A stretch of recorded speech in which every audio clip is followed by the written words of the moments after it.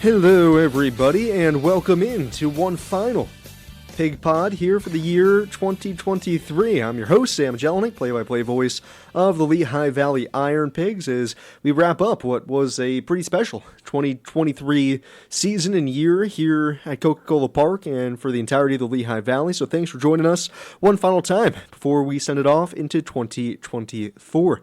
Obviously, it was a great year for the Pigs overall. You know, it had so many great moments out of the ballpark, both on the field, off the field, leading minor league baseball in attendance again, team getting 80 wins, their most in a good couple of years, and getting to that 80 win plateau is no easy feat, no small feat in a minor league season. So it was awesome to see what the Pigs were able to do in 2023, and look forward to see what they'll be able to do in 2024. And that will be a good segue into our guest here on today's podcast, and that's IronPigs and Phillies pitcher Tyler Phillips. Tyler figures to be a pretty key part of the IronPigs rotation in 2024. He was a minor league free agent going into this offseason, but signed pretty quickly, re-signed with the Phillies pretty quickly, and he has an invite to Major League Spring Training, and it looks like he'll, be a part of the IronPigs rotation as he was during the latter half of the 2023 season when he threw really, really well for the IronPigs. Now, Tyler's somebody who I talked to quite a deal during the season, during that second half.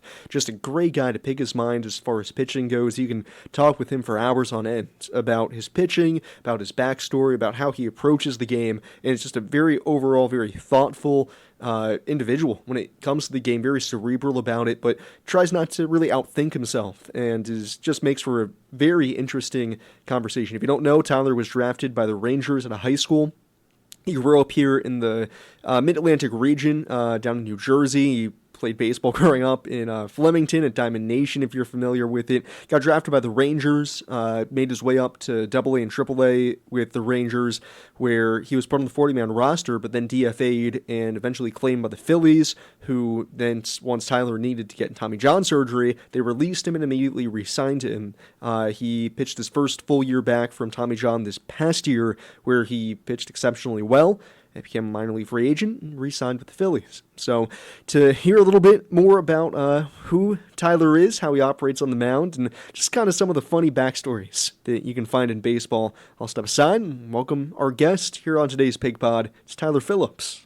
You got your debut with the IronPigs here in the second half of the season of 2023, and I personally, I loved what I saw. I don't know about you, but it seemed like for somebody who was coming off of a Tommy John surgery, your 2023 season was kind of atypical of what a Tommy John survivor goes through in their first year back, and you threw a lot and you threw really well.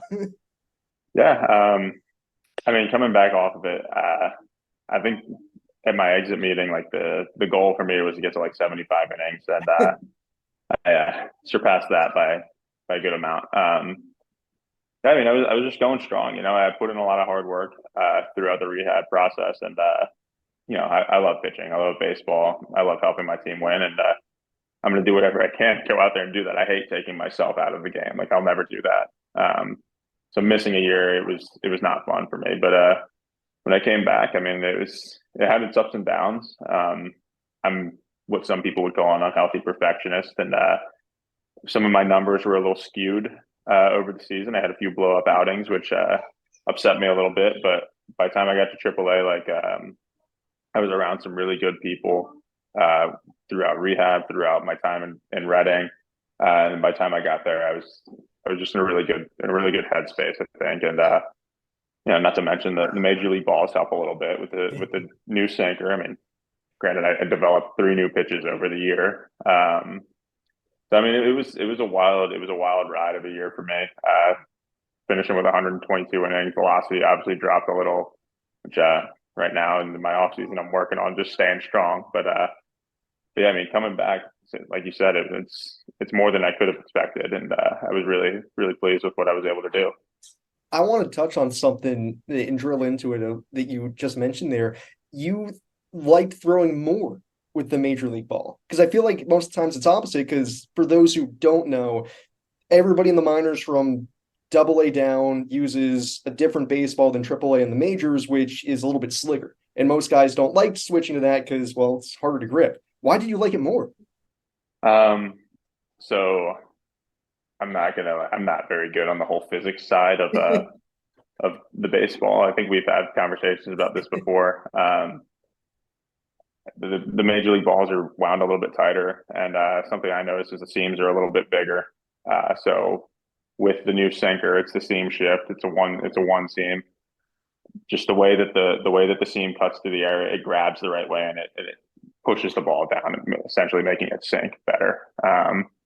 But honestly, like there's obviously that standpoint, but the other standpoint for me, reason that I like it is my aspirations are to pitch in the major leagues, and I told people that all spring training, even if it seemed like a long shot out of rehab. I told everyone like I don't want to throw these minor league balls. Like give me the major league ones. I have a goal. So the whole reason I'm doing this isn't to pitch in minor leagues. I want to pitch in the major leagues. I want the major league ball.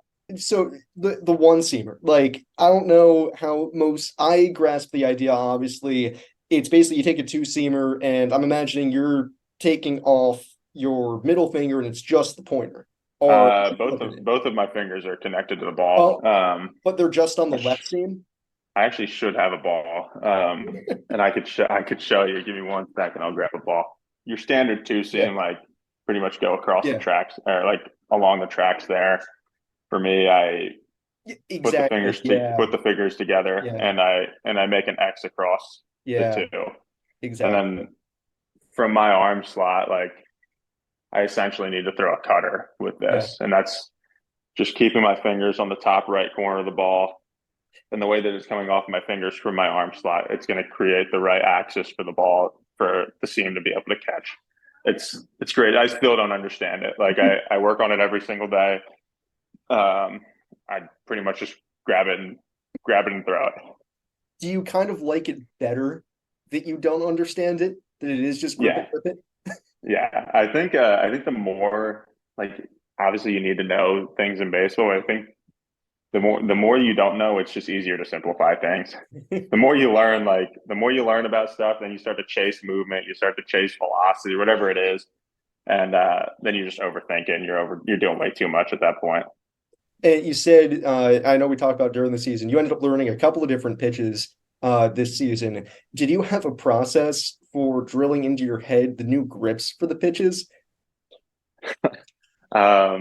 The grips for the pitches themselves are fairly easy. I mean, the pitching coach will show you, you'll tinker with things. I think the hardest part is when you're on the mound and you toe the rubber and you got to find the grip. So like I know that going into it. So whenever I'm sitting there, like whether I'm playing video games or just watching TV or something, sometimes I'll just grab the ball and I'll just flip through all my grips and I'll just like close my eyes and say, all right, splitter, two seam, curveball. Like I know the curveball, I know the slide. Well, at this point, I know them, but it's hard to figure it out in your glove sometimes. So that's why a lot of guys preset. I mean, learning all the grips and remembering where it feels right in your hand is going to be the struggle. Like right now, I'm in the process of developing a cutter, and I know the grip. I know what it feels like, but it's going to take me a second to figure that out when I'm not looking at the ball. Did you ever kind of have an anxiety moment on the mound where you're like, does the hitter know that I'm staring into my glove trying to pick his grip?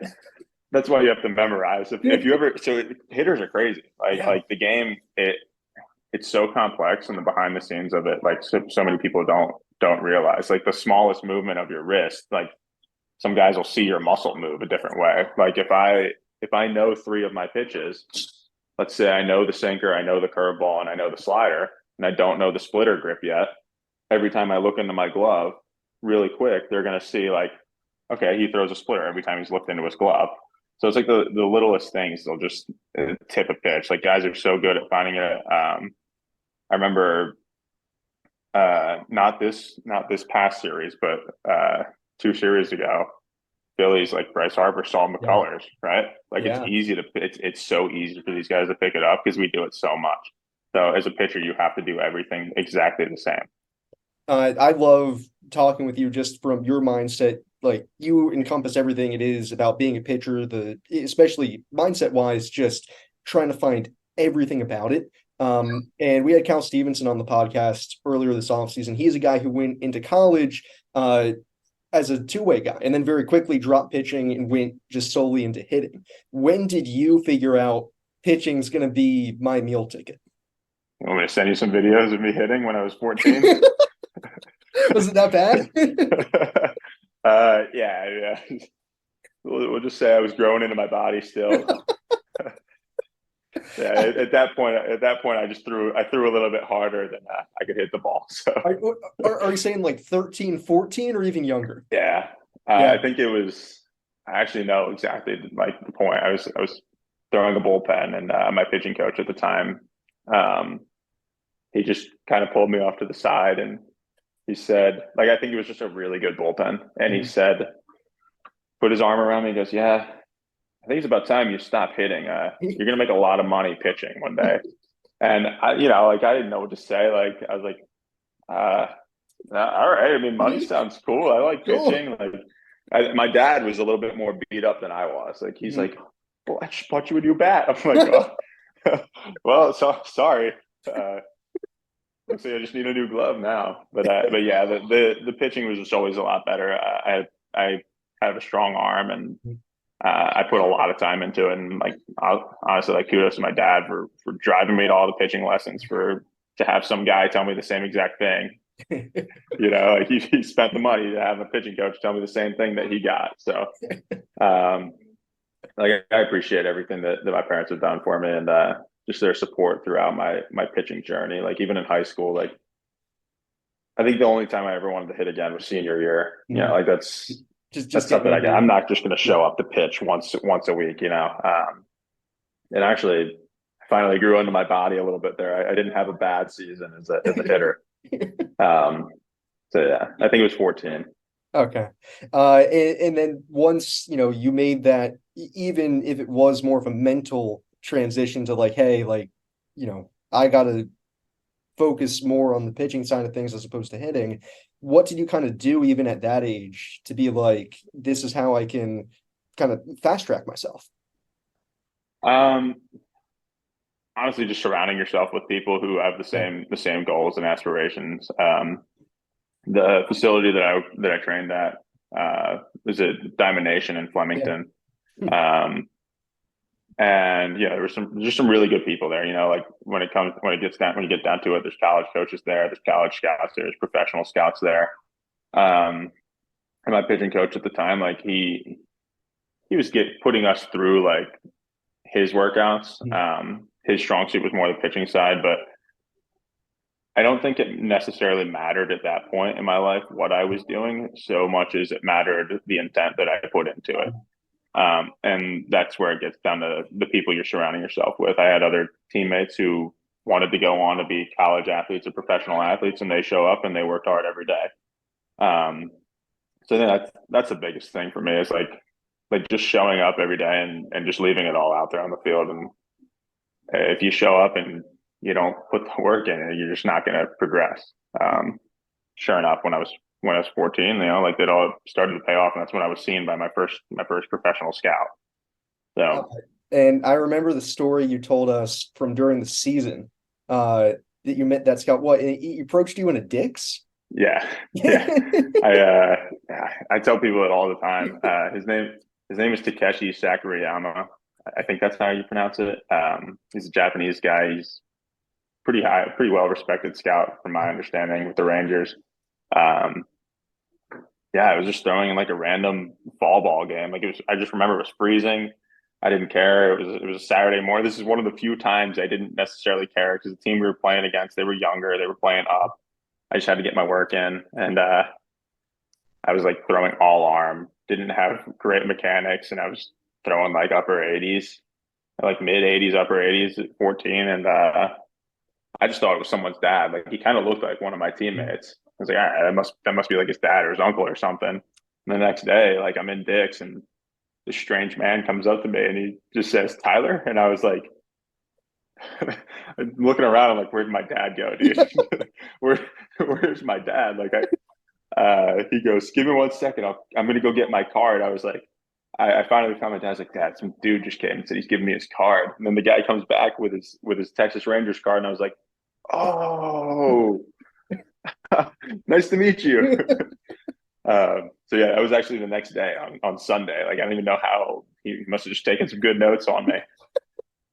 Yeah, no, certainly good instinct on your part, stranger danger. Until it's not luring you into the van with candy. It's, hey, you want to sign pro contract? Hey, you should have started with that, right? Yeah, I call him T Money. He's the man. I have so much respect for that guy. You want to talk about someone who puts in work? He does. He would drive all over the place, and just so happens that he saw me in Dick's that day, and it all worked out. And the other part of your story through middle school and high school that we found as an Easter egg during the season was obviously the rotation that you were a part of in high school. You, Yeah, Devin Smeltzer, and Zach Gallen. So as far as surrounding yourself with guys with high aspirations, you chose a good trio.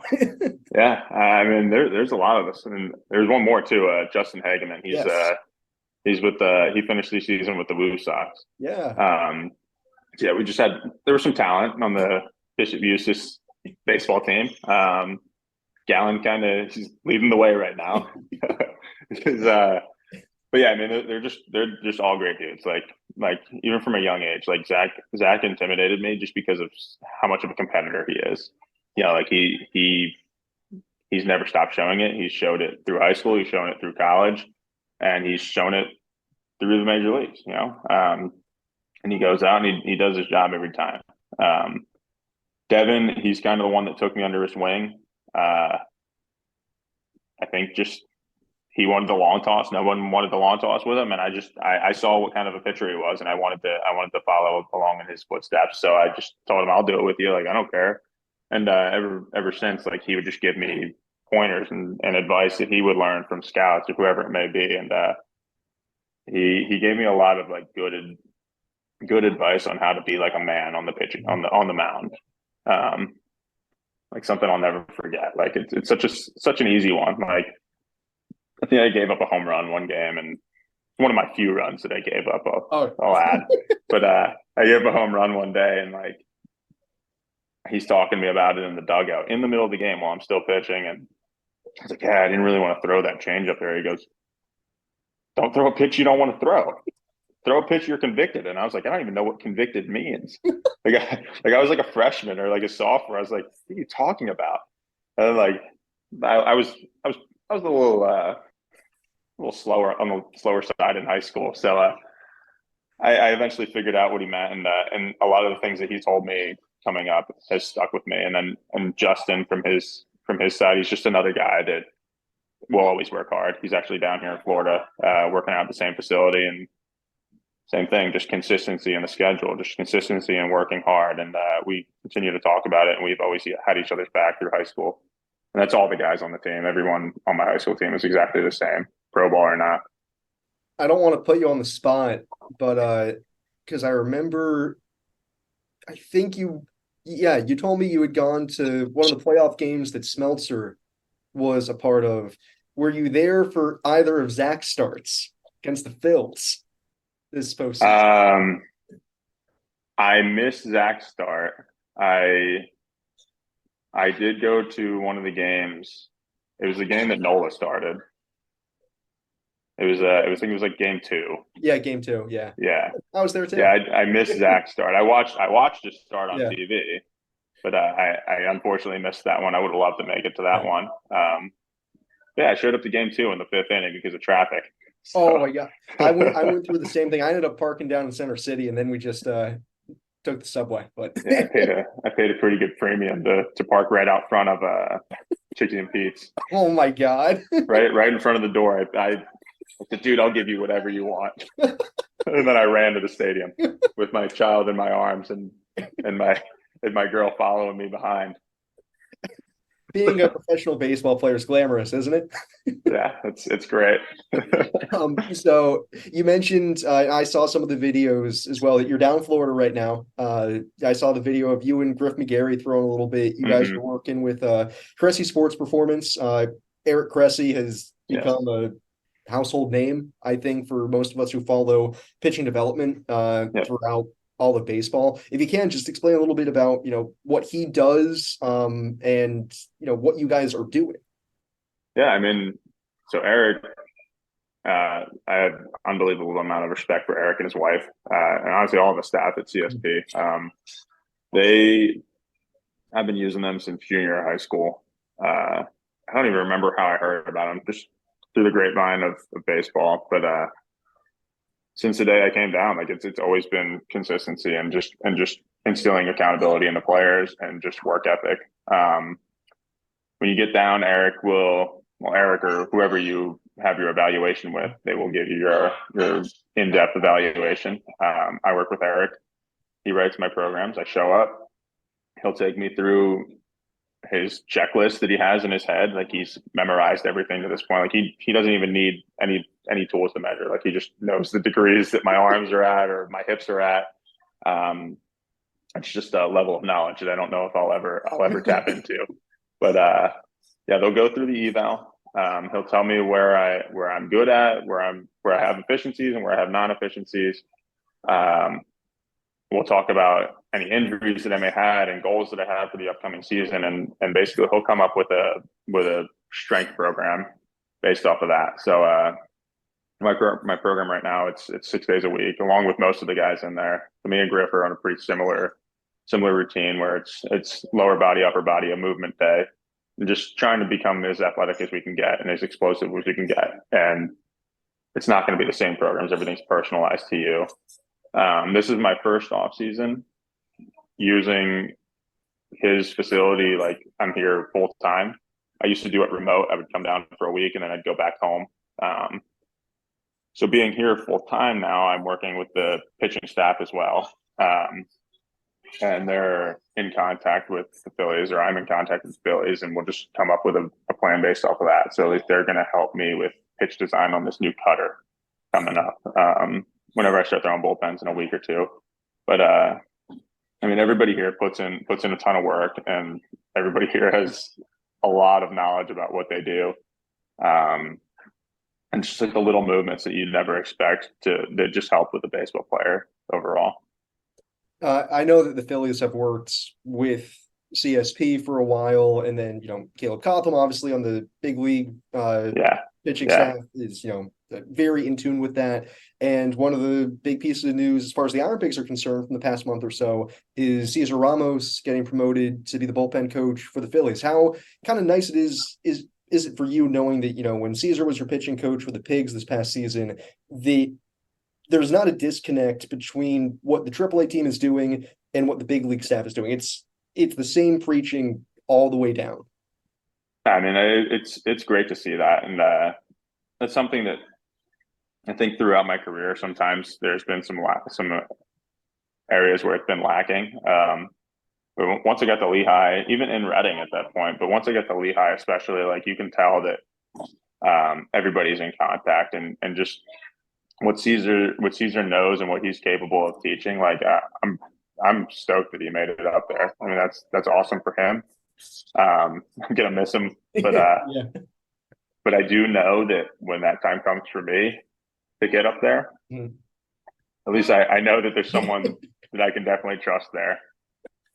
And it's been crazy seeing the kind of development that has gone on the pitching side of things from the entire staff this past year for the Pigs, doing a fantastic job, to what kind of the future holds as well. What was it like for you coming from a different organization, from the Rangers to the Phillies, and then having the wrench thrown in of, okay, you got to go through Tommy John as well? Yeah. I mean, obviously there's always going to be a place in my heart for the Rangers. Just first team that I signed with. Coming up through the system, I learned so much from them. But my time came up with them. We're trying to accomplish some things. This was back in the time where the 4-seam fastball was the thing to do. I think it was 2018, 2019. Verlander, Garrett Cole, they were like the household name. Like that's who you have to be. I just wasn't able to do what the Rangers were asking me to, and I had a lot of other things in my mind. I had a baby on the way, and there's just a lot I think that contributed to my seasons not being as consistent as they had been before. So being DFA'd, it wasn't a fun process. But when that day came, like you have to look at it as best you can. And I just called my friends. I was like, hey, maybe I'll be a Philly. Just messing around. I didn't think anyone from the Phillies had seen me pitch or had interest in me, but it goes to show that there's eyes everywhere. Sure enough, I got the call that the Phillies were picking me up on the 10th. It took me 10 days to go through that process, and I was punching the air, man. I was like, oh, let's go. I called everyone. And for my own like emotional reasons, like I love it. I mean, I grew up a Philly fan. That's as much as I always used to tell people oh, what team you want to be with? Oh, the one that pays me. No, I want to be with the Phillies. Like that's what's cool to me. I mean, I grew up going to every game. I went to the vet when I was a kid. Like my first game, I fell in love with it. And just getting over there, everybody made me feel welcome. The communication was on point. They kind of had an understanding that I've been around the game for a while. So it was, hey, just do what you need to do to be Tyler Phillips. And that hasn't changed since I've been here. People still communicate with me really well. I like honesty. If you're gonna tell me something you don't think I want to hear, I'm not gonna cry about it. Like I'm a big boy. And and when the Tommy John happened, unfortunately I had to be DFA'd, which led to a release because I was injured. They told me straight up, like, yeah, I mean, this is just the cards that you were dealt, man. It's the only move that makes sense for us. I said, I get it. And they signed me back. And that kind of put me in good graces with the Phillies. They're people of their word. I understand that they have jobs, but at the end of the day, like I was super excited to be back, and super excited to be back again after I just re-signed. So yeah, I mean, I think it's been phenomenal since I've been here, and I love every bit of it from the coaching standpoint and from my emotional standpoint. I was going to bring it up eventually at some point that obviously, we're talking to you because, we envision you are either going to be with us or the Phils here for the upcoming season because you re-signed. That was the first time that you were going into true minor league free agency versus, what you went through with the DFA process and then the release because of the injury. What was it like this time? Because most guys don't make a decision as quick as you did. Yeah. I mean, it's kind of scary. I mean, like I knew that, like I knew that I didn't know, but I felt like I had a good enough season where somebody had seen me if the Phillies weren't interested. I was like, my velocity was up early on. Like I had a few good outings. Like someone will have to take me. But I mean, I had a lot of talks with a lot of the front office. I had a lot of talks with AC towards the end of the season, just about how I feel about the Phillies, and I could kind of sense where they were getting at with that. And I had nothing but great things to say. Like I said, this is where I want to be. I ultimately want to bring I want to bring a World Series to the city of Philadelphia. I mean, I know how crazy you can get. I'm a fan. I went to the Eagles parade. I went to the Eagles tailgates. I know what Phillies games are like. I went to all those. Like I told my agent, because there was interest from Japan as well and interest from other teams. I told him, like, dude, this is where I want to be. This is where I feel comfortable. I feel valued here.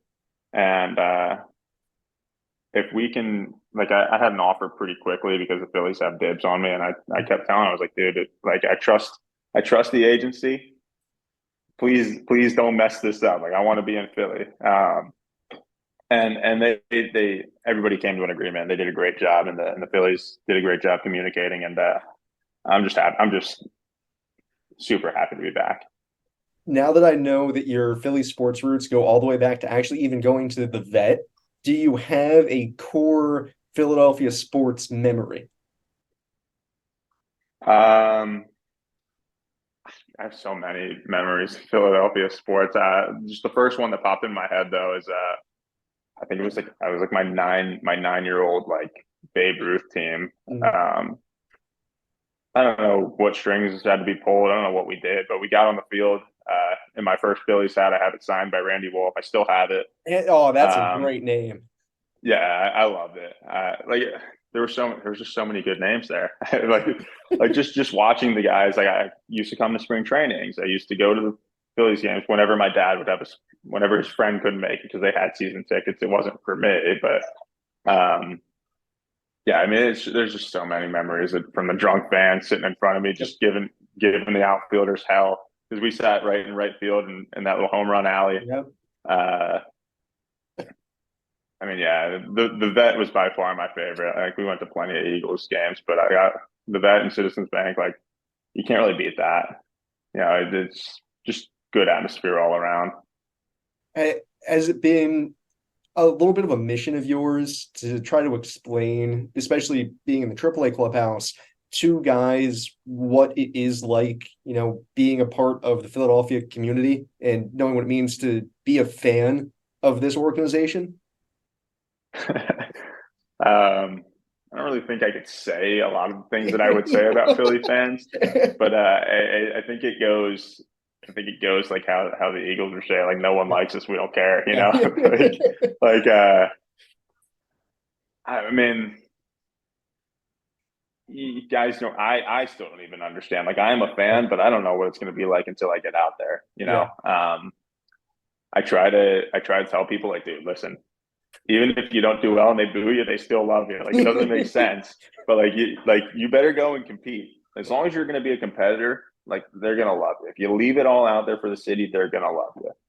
Like obviously Bryce Harper is a dog. Like he goes out and does what he needs to do every single time. But he also he cares about the city.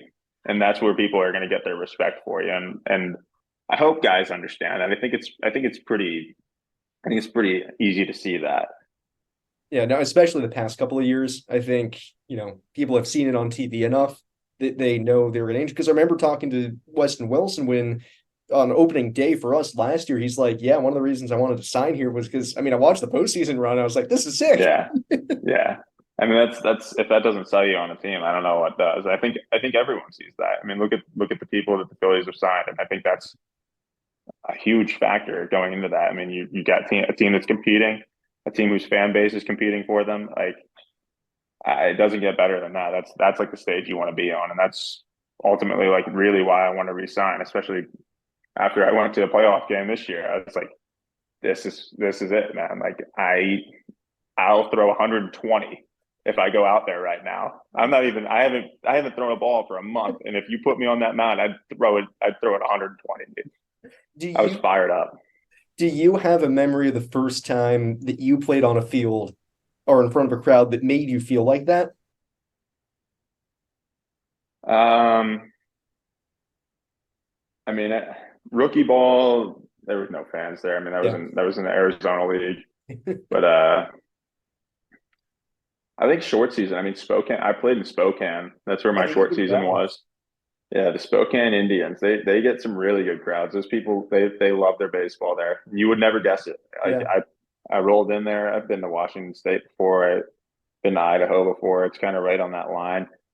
I was not expecting that. Like they put the time, they put the effort in. And the fans they show out every single night. And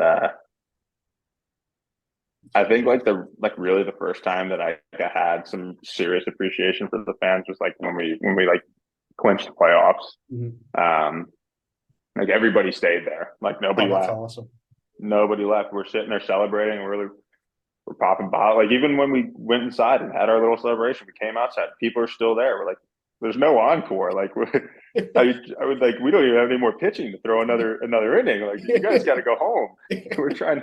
But yeah, I mean, I think that was the first time, and that compares nothing to like doesn't compare at all to how it is as you continue to go up. I mean, especially in Philly, Yeah. like and Reading alone, like the people in Reading, they show out.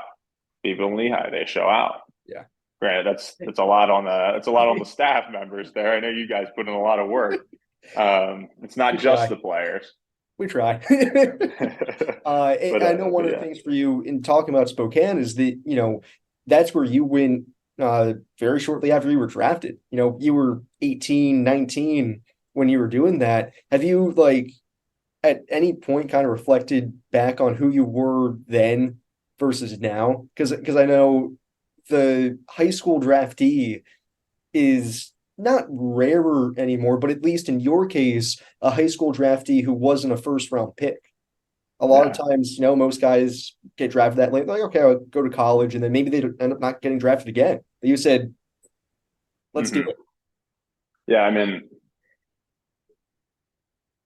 I knew I wanted to play baseball. I mean, Yeah. like that's really the main reason that I signed. Like, my grade, I messed around in high school way too much. Didn't apply myself. Kind of thought that my weak little fastball was going to carry me through the rest of my life. Little did I know that there was people all over the place throwing 95 plus, and 89, 91 wasn't going to do it. But yeah, I mean, like I signed at 17. I didn't sign. My mom had to sign my contract for me because I was 17. I was a co-sign on my Oh my contract. God. Pretty crazy. But yeah, I got the short season as an 18-year-old, and I think that the strangest part is short season was mostly college guys. Yeah. And you're looking at guys who are ranging from say 21 to 20. There's some 25-year-olds there, and I'm 18. I'm a skinny little kid. I had talent, but I needed to work a lot harder. Is basically what I needed to, what I'm getting at. Like I needed to put in a lot of the extra time, and that's something that the Rangers instilled in me. Is like you can't do the bare minimum. You can't do what's expected of you. You have to do more if you want to succeed. And that's something that I'll always stand true. My pitching coordinator at the time, he would go on rants with us, and something that I'll always tell everyone is like talent is never enough. Like a lot of us, whether it's baseball or football or math, whatever it is, like you can have all the talent in the world, your God-given talent, but you're gonna have to put the effort in and the work and to hone in on that talent and make it as best as you can make it. So yeah, it was definitely strange for me being 18, playing with these older guys. Didn't really mesh with them very well. Like a lot of them, they're talking politics and stuff in the clubhouse. I'm like, dude, I just want to talk about like the latest Call of Duty, man. Like what are you guys talking about? So yeah, I mean, I learned a lot. It wasn't great for me early on. Like I think it might have been my highest season ERA was in short season my first year. I had like 6.5, I think, and there was a lot of learning that I had to do from that. I went straight to low A after that year, and it didn't go well. I'm not going to take all the blame on that because the Rangers were making us do a fastball only first time through the order. That to learn that'll do it. Yeah, to learn fastball command, and once hitters figure that one out, then you're in a little bit of trouble. But I do give them credit for that because you have to know how to get guys out in the zone. But anyway, I got sent down after that. I was back in short season with a group my age again, and you just see it from both sides, and that's where you start to make adjustments in yourself. So I see it from an older perspective, I see it from a younger perspective, and then I can just fit in right in the middle, and that's really where you become a good teammate, I think. It kind of leads into my next question here that like I just noticed in your past couple of answers, you're very self-realized as far as kind of like who you are in both as a person and as a pitcher. But it kind of sounds like from the way you describe it, it wasn't always that way. That you thought you were a 17-year-old high school phenom throwing 89, 90. You think you're on top of the world. Yeah. Was there a moment where it did flip for that, and you're like, okay, you know what, I got to reprogram? Honestly, it took me some time to fail in pro ball too. Well, once you start failing, like that's when you got to do it. Like your career's flashing before your eyes. You don't even know why. Like you have one bad game, you're like, oh my God, they're going to get rid of me. But I mean, my rookie ball, I did really well. Like I think I had like 13 appearances. I was actually the closer, and in the AZL, it was crazy. I was throwing 88, and I was the closer. They were playing Enter Sandman. I was like embarrassed running out to the mound. I was like, why are they playing this, man? This should be retired. But they were intrigued by the amount of strikes that I threw, and I showed up for spring, and they told me like, yeah, you're going to be a starter. It's like perfect. That's what I want to do, and that's where I get to the point where I was talking about earlier, where like you can't do the bare minimum. My coaches, my coordinators were a little bit more on the old school side, Southern men. So they were working with fear a little bit. I'm not going to complain about that. Like that's how my dad operates. But I've had my fair share of threats thrown at me when it comes to my career, and they're like, "Do you even want to be here? Like, do you want us to like get rid of you right now? Because we will. You're not doing extra work. You're not doing this. You're not doing that. You don't want to go do extra running." I was like, "Not really, but I will. I will."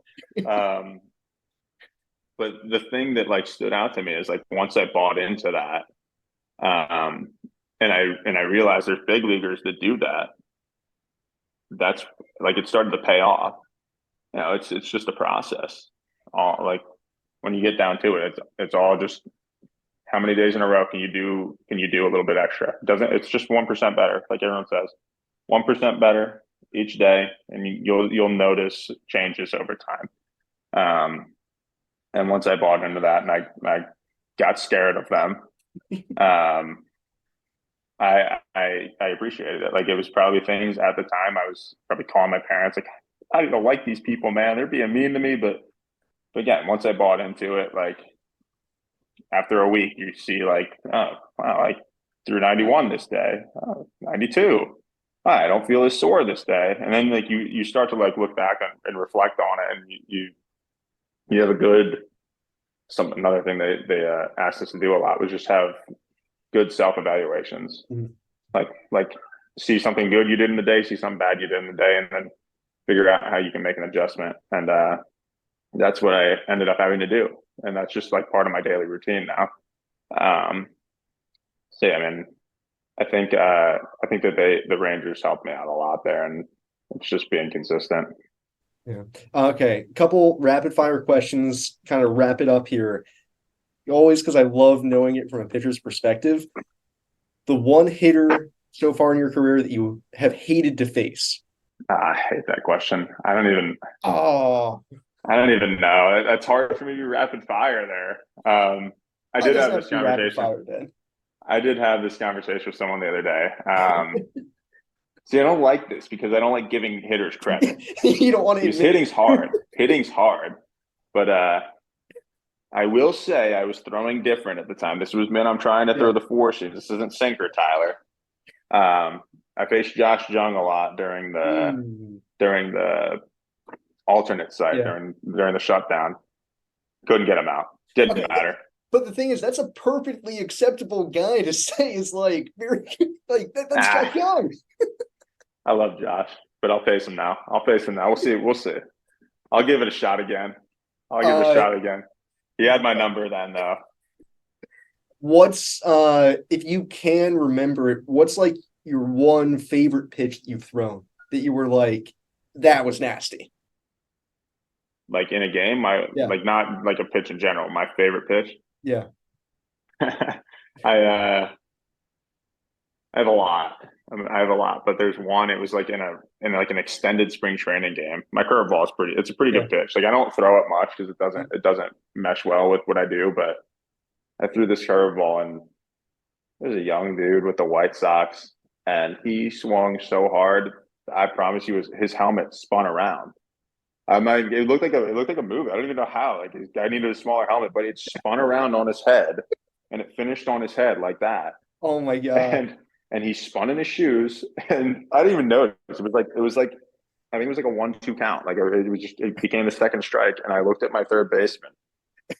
His name was Xavier, and he's just crying, like he's actually crying, laughing on the ground in a game. And he looked at me. He goes, "You got to throw that again, man." And sure enough, I threw it again, and the kid struck out. So Oh my God. that's when I put some trust into the curveball. Okay. And then the final one is, what teammate from this past year with the Pigs would you be okay with being stranded on a desert island with? Huh. I know, My very gosh, random. yeah, that's a tough one.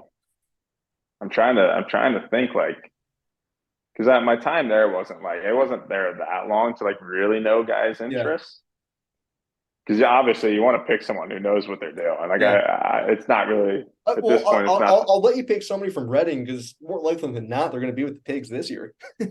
I mean, I'm trying to think from the pigs. Who was a versatile person? I don't know. I don't know. Cal was next to me. I Yeah. enjoyed Cal's company, but I don't know if I could be on an island with him. Well, I don't remember if I asked Cal this because Cal was actually the last person we had on the podcast. I don't remember if I asked Cal the question, but I know he did. If I did, he didn't name you. Yeah, why would he name me? All he thinks about me is that I'm handsome, and that's all I think about him. We just called each other handsome every day, and we were boys. I was like, I like this guy. Is that what dugout conversation? Like everybody in the ballpark always has their eyes on the field and the dugout, and everybody's got to be wondering, man, wonder what these professional athletes are talking about. There's just you and Cal going back and forth, man. We're handsome. They're not missing out on much. Those conversations are not something you want to be a part of. But gosh, I'm trying to think of like the locker room. Who was around there? Like, yeah. I mean, just from pure looks, I would assume Sean Anderson knows how to like spear things. I do love Sean. He wouldn't be a bad guy to be with because No. he knows some random stuff. Yes, like that's a lot of the. You just gave me a good answer there. He's got a lot of random things because he likes his nature. He likes reading up on stuff. He could definitely figure something out. With the Tarzan look, I know he put me through a good workout on the beach somehow. Yeah, so I like that. I'm gonna stick with Sean. I like Sean. All right, and then I gotta ask because you said Tarzan look, and it might have just been the way the picture was framed, but I swear I saw a picture of you. I'm pretty sure you're pitching with Frisco, where your hair is long, but it's kind of like puffy. Yeah, I mean it. Texas sometimes if it was hot, it was puffing out because I got curly hair. Yeah, that's what I haven't let it grow out. It looks like a little perm. Yeah, I haven't let it grow out that long in a long time. I give credit to my mom there for the curls. She's I don't know. She's got this crazy like beautiful natural perm. Yeah. She straightens it. I don't know why, but I don't know. She's got this. She's from South America, so she's got this great hair. Seriously, she just. We're in South America. I don't know if I ever say it right. American version, Guyana. I don't know if it's Guyana or that's wild. Yeah, she's from a city or town called Georgetown there. Huh. Kind of right. It's like kind of near the beach. She hasn't been back since she came over when she was 18, and she's just been a trooper since. Working hard her whole life. So when you first kind of got into baseball as a career, did she have like any understanding? No, she had nothing. But she's one of the smarter baseball people you'll talk to these days. That's awesome. And when I say that, I shouldn't like analytics and like pitches. She doesn't understand, but she knows baseball operations better than teams. Like it's crazy. For someone who didn't get to know the game until they were probably an adult. Yeah, like she thought a line drive was any ball hit down the foul line. Like when I was in high school, I was like, "Mom," but I mean, like it was like a party trick that like me and all my friends in high school we would do if we ever went to a dinner somewhere. And my mom was there. Some of my friends are like, "Oh, like Tyler, can your mom do the trick?" And I'm like, "Mom, who was the 27th rounder for the Giants and 2011," and she'll just rattle them off. She'll go off on a tangent about it. I'm like, how do you know that? Like, I'm going to need to get your mom on a broadcast.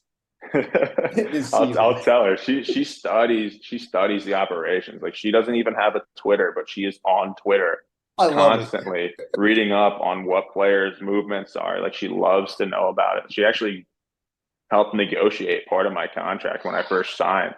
Seriously? When I first signed with the Rangers, like she wasn't happy because the Rangers didn't call me or my agent or anyone, and she called the scouting director, and she started negotiating for school money because my mom is the school one, my dad's the baseball one, my mom's the school one. She negotiated for a lot more than I probably should have gotten in school money. I love it. Yeah, that's amazing. Yeah, I was embarrassed about that one, but I like the story now. You can look back on it fondly now. Yeah. All right. Well, we'll wrap up with that anecdote. Tyler, thank you so much for the time. This was simply fantastic. And enjoy the off season, and can't wait to hopefully see you back here with the Pigs and hopefully in Phil's pinstripes. Absolutely. Thanks for having me. I did see the new uniforms too, and You like if I them? am there, I am very excited to wear one. Oh, I was upset that you guys didn't call me to ask oh my about the God, I jersey feel awful. because I was stoked. That's an all time best jersey, like the maroon with the blue. You Yes. can't beat that. Well, we're excited to see you So hopefully in them at some point this season. If we got to just ship you one anyways, we'll do it. I wouldn't mind that.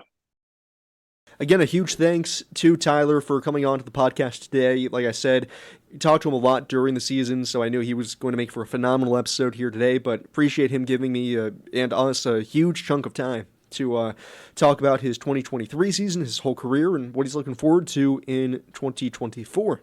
That'll about wrap up today's episode. As always, make sure you hit that like button, that subscribe button as well, and just want to say from me and the entire IronPigs organization, thank you so much for everyone's support during the 2023 season and the 15 years of support the IronPigs have gotten since debuting back in 2008. We can't wait to see what 2024 has in store, and we can't wait to be able to share that with you once that comes. So this will be our final episode for 2023. With that, we'll say goodbye, maybe good night, and very happy holidays to you and yours. We'll talk to you on the flip side in 2024.